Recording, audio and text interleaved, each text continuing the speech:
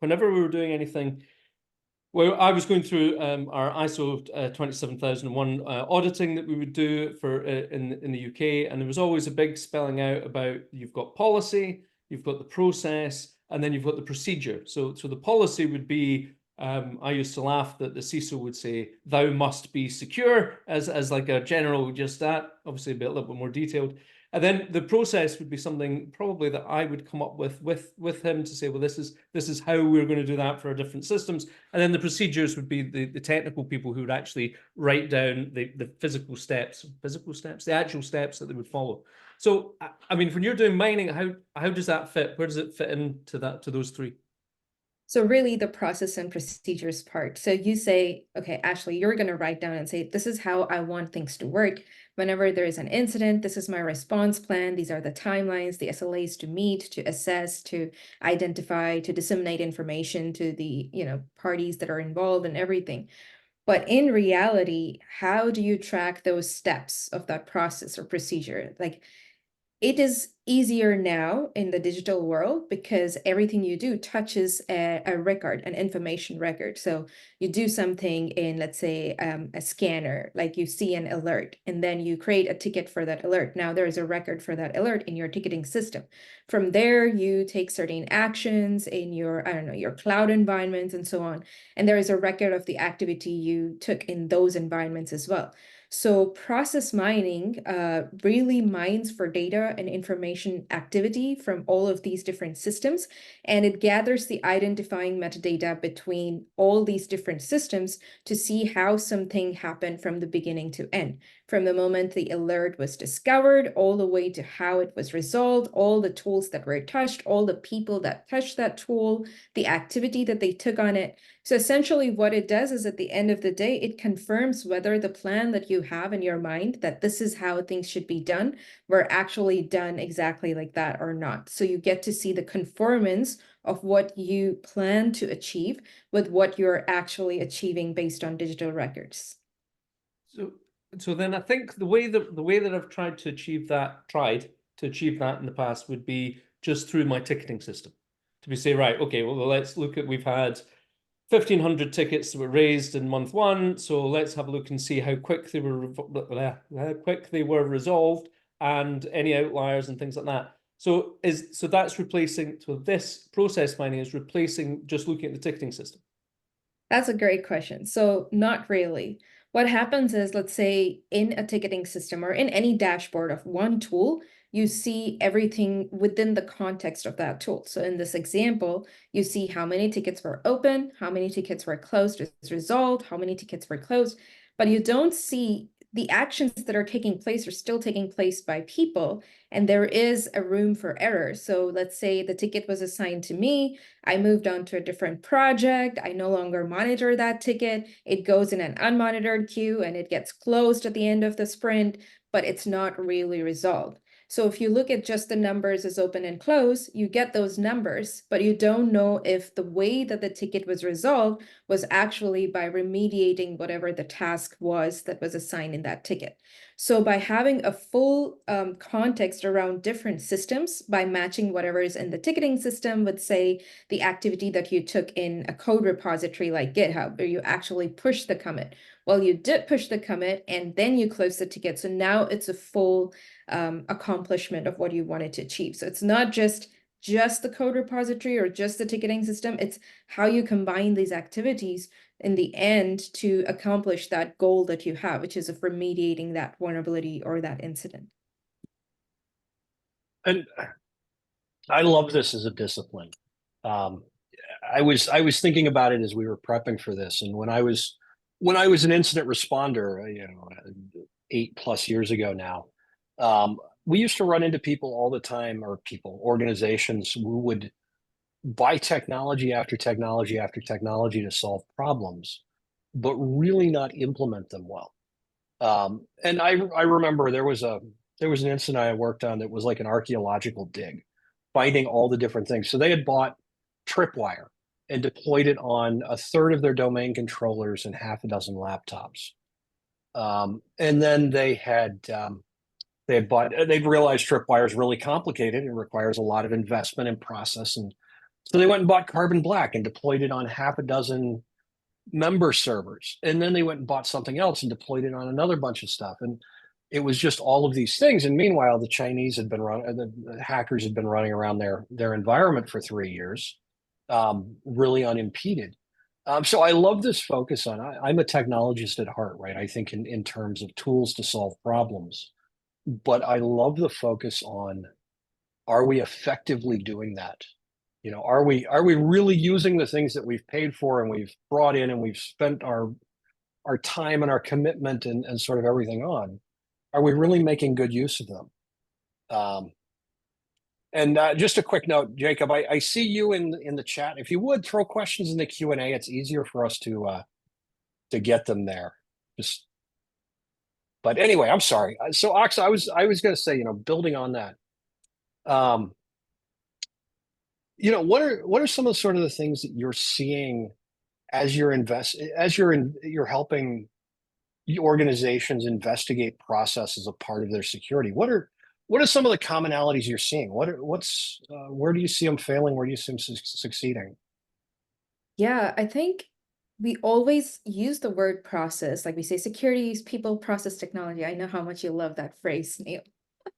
So we always use that word process, and we have documents and documents about this is our procedures for incident response plan. This is our procedure for offboarding.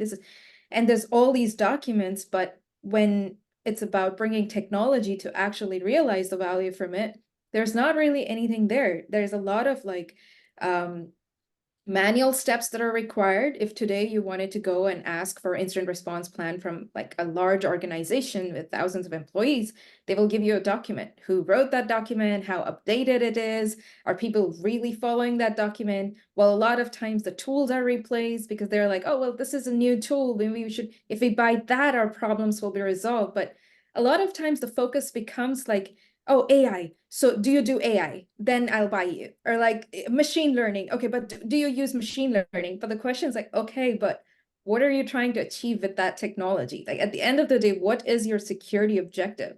Because as fast as you replace these tools and people, is that really contributing to the accomplishment of your objective? Or are you just creating more hassle of like, you know, transition plans and now like you have this new tool for onboarding and now you have to like do more.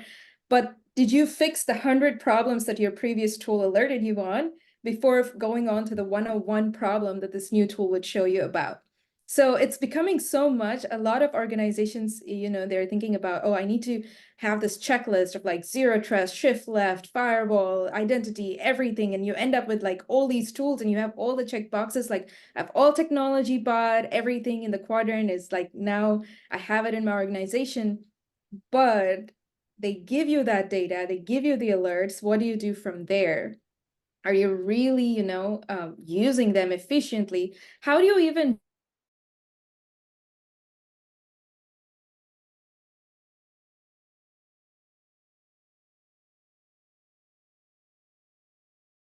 100 tickets? Well, how did you close out? Did you just delete the assets? Because that's not really remediating. You need to really like fix things that really caused those assets to be in the same place. But anyway, the question becomes like, what are your numbers today? Or are they just a dashboard number that you're picking from one of the tools?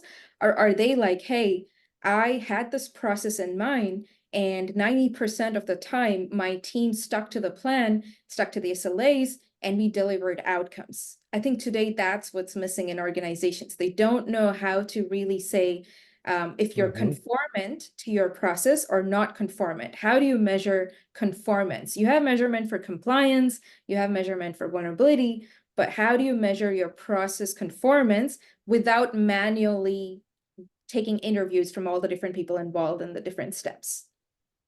You must come across, and obviously there'd be no names. I certainly have never worked for an organization that had this problem, but you must come across where there would be like, well, this is the policy and this is the process that we have.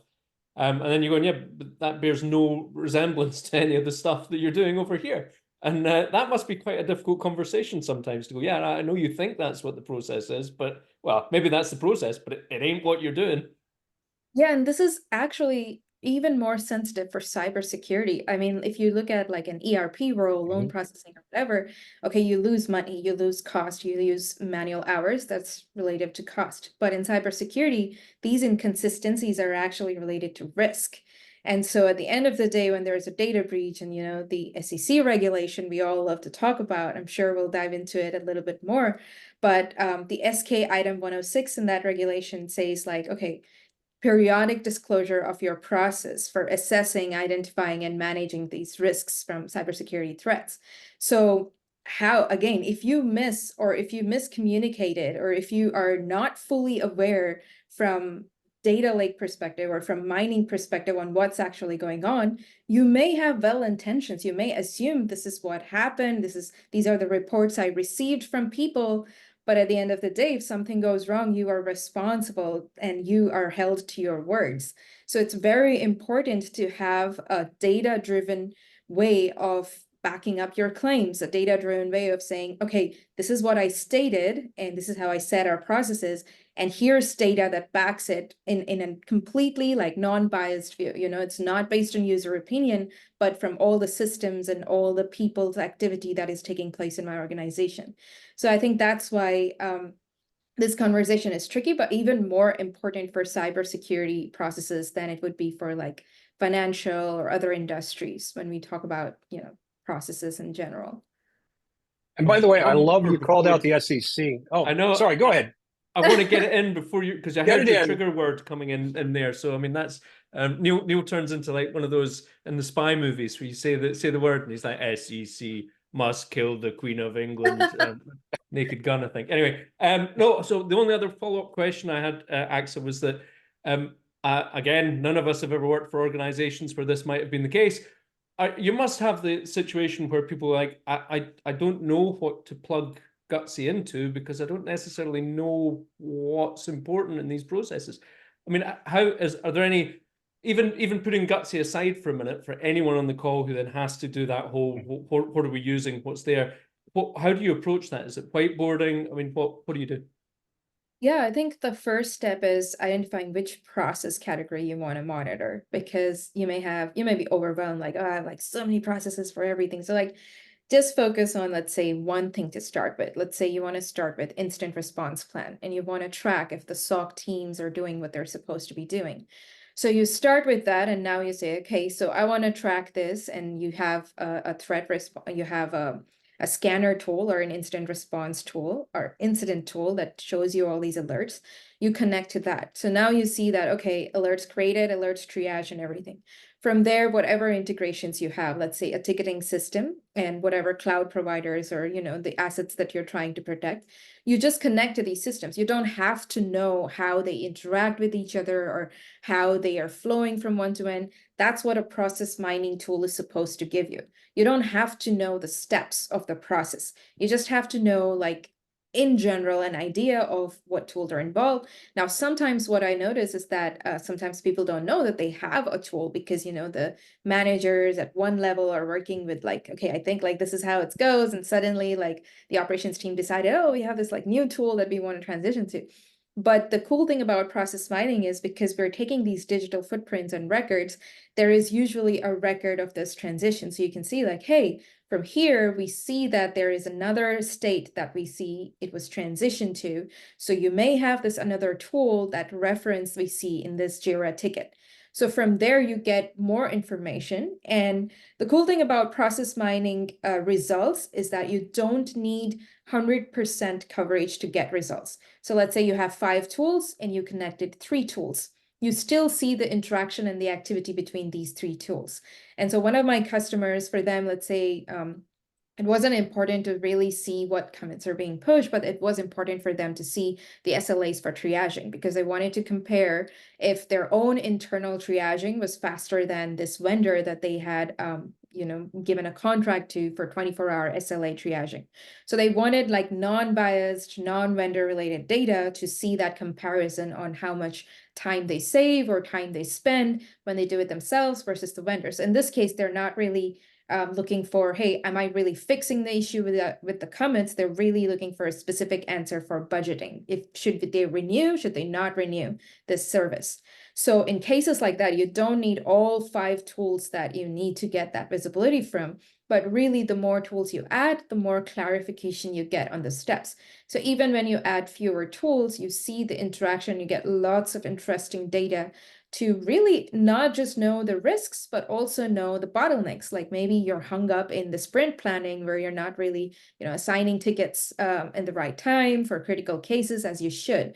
Or maybe there is an opportunity for automation instead of like manually doing something. Or maybe there's just a place where something is not providing value. So the cost effectiveness of the investments that you are making.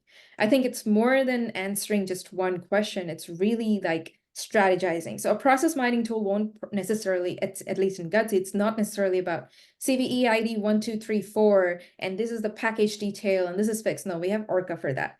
But a process mining tool, what it really does is it shows you okay, from the time a scanner like Orca discovered the ticket and they showed you what's wrong, what did you do from there? Like, did you really resolve it? Did you like close it out? Did you dismiss it?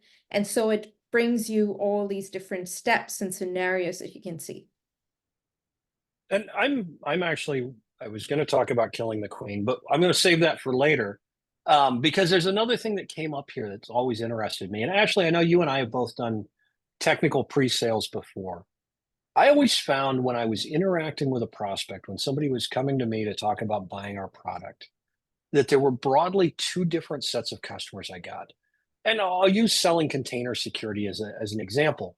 One set would come in and say, look, I've got to solve this vulnerability management problem. I'm running these frameworks. I've got these particular issues, and I've got to solve a runtime detection problem. And I've got compliance issues I've got to address. Right. And they had very, very clear understandings of what they were accomplishing. And I could very quickly say, we're a great solution for you. Here's why. Or I could say, hey, you know what? We really don't solve your problems. I'll tell you about what we do, but you've got to look at something else to do this. And then there was a set of people who came in and would say, I don't know, I need a container security solution. Show me what you do. And they were 2 very different experiences. And I almost always, first of all, the sales to the first group who knew what they were after, who had already planned and understood their problems, were always easier. And I felt like they always delivered more value to that organization because they already knew what their goals were. They knew what they needed to solve. They knew where their gaps were, and they were like focused on that. And so we could say, yeah, we can do all of these things. Here's how we do it. Let's test and prove these out. And some of those organizations, I worked with one who deployed, they did a 45-day proof of concept, which was kind of long. Usually we were 30 days, but they were very engaged and very driven. And they had like 20 people showing up to every call twice a week. Day 46, they signed the contract, deployed to production with everything turned on exactly what they wanted. They knew it. It was perfect. And I've talked to them for years afterwards. And that's so well integrated. People don't even know what the technology is. They just know that it works. If they introduce a vulnerability, they get a ticket, they've got to go fix it, et cetera. It's all perfect. The other side, a lot of times they would make, it would either be they'd go through the process, they wouldn't make a decision. They'd make a decision based on weird criteria. Like I had somebody who chose not to buy my product one time because they liked the color scheme in the other product's web UI better. Which is something, had they told me that like 2 weeks in, I would have went and written them a Grease Monkey script to change the color scheme to match whatever they wanted, right? We would have solved that problem. But the reality is that they were not serious about solving the problem. They just needed to obtain a technology. So I think, as I'm listening to sort of all of this conversation, that's one thing for me that runs through it, right? Like I've observed that time and time again where people didn't understand the problems they needed to solve. They'd solve them poorly, but they'd get a great color scheme. But it was always fun in a pre-sales call if somebody was like, I don't know, I just need container security. And then you take them through everything you could do, and they're like, I had no idea, this is so cool. So that was always fun. It wasn't great from a business point of view, but it was great for showing you. You seemed like magical. And then I used to have to end some of those calls with, I got to confess, I mean, I didn't write the product. I didn't create the product. I wish I did, but I didn't. Yeah. So what I'm hearing is you just need to add a little more pink to your product. But Teams, no, right? I think you bring up a good point. And I mean, we're all in tech sales in some way or the other. Any company who is even a customer are also selling something in software, some service or some, it may not be security, but non-security service or whatever. So, we're all trying to sell something, but I think at the end of the day, it does take buyer's intention. I mean, I can tell you everything that's great about my product or this problem I'm trying to solve, but what is your objective? Is your objective to get a really bright color tool? And then like maybe, you can go with that. But if your objective is like, hey, this is a specific problem I have, and then, from there, like show me what you can do. Because today we do get a lot of questions. Like before I was at Gutsy, I used to work at Twistlog, and we all used to work together. So a lot of the questions would be like, well, XYZ company does uses this to do, and do you do that too? And it's like, okay, but what are you trying to accomplish? So it's not really what you're trying to accomplish, but because someone gave you a sales pitch saying we do this extra. So okay, then now you want to do something extra, but what was your overall objective? Again, I think the fundamental question gets lost in these extra questions. So that's definitely a good observation there, Neil. And I think that's also where process mining can give you like a non-biased opinion to say like, hey, it's not about which tool you're plugging where, but what you're doing with the tool that you've purchased and how efficiently you're using them. And inside my head, I'm laughing like a hyena because after I left Twistlock and went to a competitor, I did that to you with one of our mutual contacts. I showed them something neat that StackRox did, and they immediately turned around and called Aqsa to say, well, why don't you do this? No comments on that. So we were chatting just before coming on, so we just 10 minutes before to make sure mics are working and all that kind of thing. And we were chatting about that. What came up was that in Glasgow there's a place called the Scottish Event Campus, or SEC, and it's a Scottish event. I'm sure it's Event Campus, Exhibition Centre it could be, but every time I hear SEC, that's what I think about because I'm based in the UK. But those, as I interrupted earlier, those three letters mean something completely different over the pond. So Neil, I interrupted you when you were going to get in on that, but I think it's important, and I know that I see it all over my LinkedIn all the time. So it must be a big deal. And like I said, Aqsa and I both wrote about that within the last week, I think. And for me, Aqsa mentioned the most interesting part of it because there's two big changes that came, and one of them was so shocking that everybody wrote about it, which is that you have a limited amount of time if you detect a breach that has a material impact, that is, it would affect your investors. You have a very limited window in which to disclose that, which I think is generally fantastic, right? I think organizations should disclose and be very transparent about security incidents and the impact it has on customers, investors, employees, et cetera. Most companies are not going to do that on their own. Having regulations that force that hand is a good thing. But the other piece that I think is more interesting than that, nobody's talked about, which is the requirement to actually publish your incident response plans regularly. So to actually say, we have a process, we understand how we're going to detect incidents and respond to them. And we're making it available so investors can make sure that we are, in fact, responsible adults who have planned for this and done what we need to do. I think it's a tremendous regulation. Like if I don't know, if we were going to vote on regulations, I would vote for that one hands down.